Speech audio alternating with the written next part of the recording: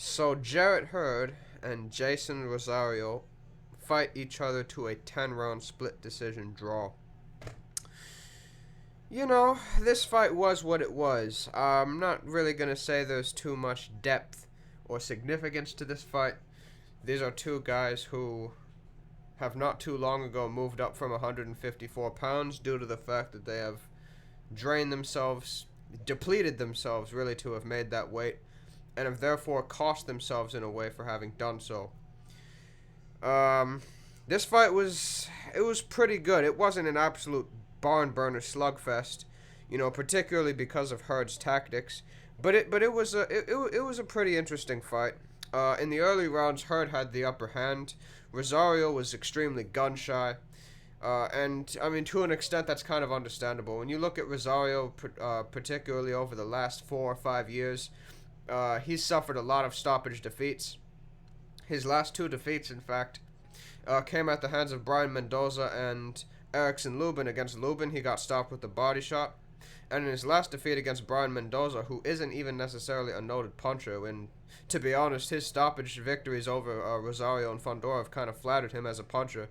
But in that fight, he was spectacularly stopped with a right uppercut. So Rosario coming up in weight fighting Hurd. Hurd was the bigger man in the ring, at least from what I could tell. He definitely came into the fight, in my view, kind of gun-shy. But regardless, Hurd was just boxing. Hurd is definitely a different fighter to what he was at 154 pounds. At that weight, he was a Terminator. But one thing that you'll notice about guys, particularly with his style of fighting, and guys who rely on their size and strength and willpower and physicality to the degree that he does, to such an extent to where he kind of forgoes technique and is kind of a take two to land one sort of a guy the way he is. Guys like him, Margarito, Joyce, once they get their chin cracked, they're never the same fighters again.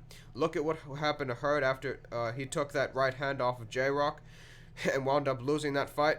He lost all of that aura. He lost all of that. He lost all of what made him an imposing and a physically intimidating fighter by getting his chin cracked. Because not only did fighters end up with more confidence in terms of being able to meet him head on in the center of the ring, but he also lost confidence in his own ability to take punches, which is why in his subsequent fight against Francisco Santana, he immediately adopted a defensive style and he started using a shoulder roll and started sticking and moving.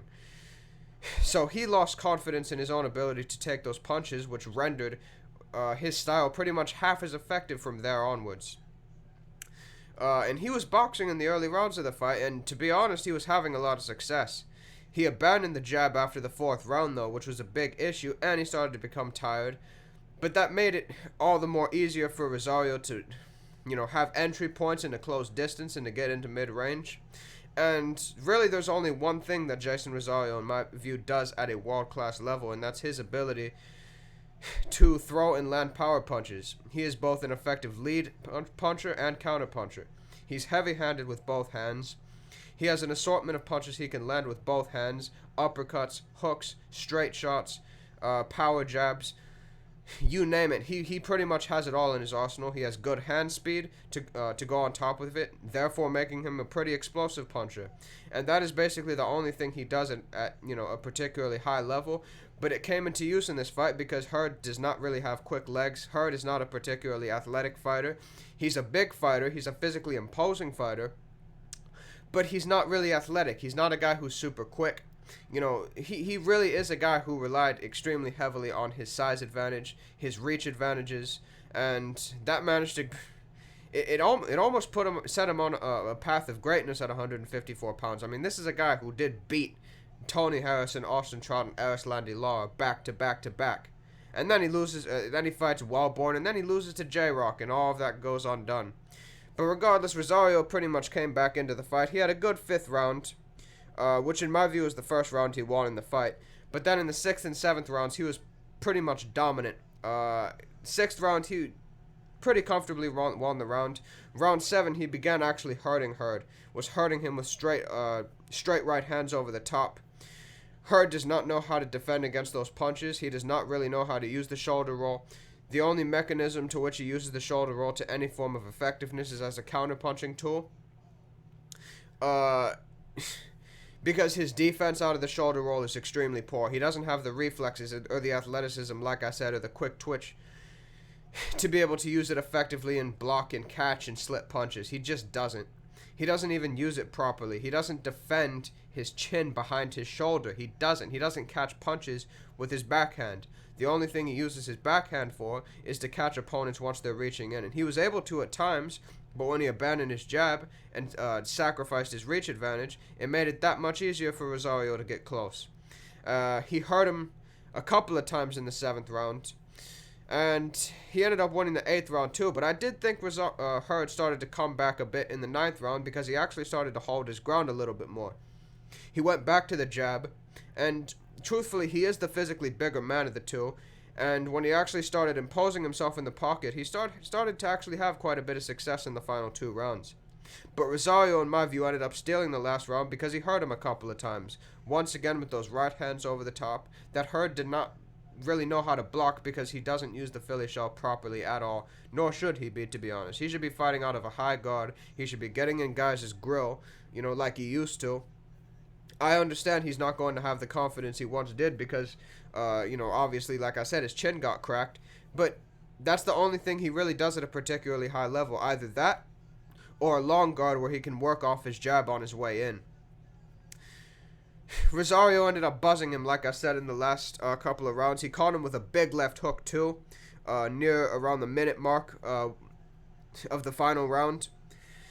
Caught him with a big left hook on the chin, which sent him going back to the ropes. Hurd might have marginally outlanded him in the final round, but I thought Rosario did enough, and I thought he inflicted far more damage. I thought the draw was warranted. I mean, they might as well do a rematch. Might as well. I mean, they're both kind of at a crossroads point in their career, and this fight didn't really settle anything. I mean, what big fights are going to be on the horizon for these two after this fight, or after this result? Who's going to get the urge to want to fight them? What's the incentive going to be to take on either of these two guys? In my view, they might as well, even though it is a shallow division, they might as well get it on again, have another crossroads fight, and whoever wins the fight can kind of ascend back to the rankings and look to build themselves up in the middleweight division. Loser can be relegated to kind of a gatekeeper. But that's kind of how I felt about the fight. I thought it was a pretty good fight. A nice little washed up sort of an encounter between the two. You get good fights between two guys who are kind of way over the hill.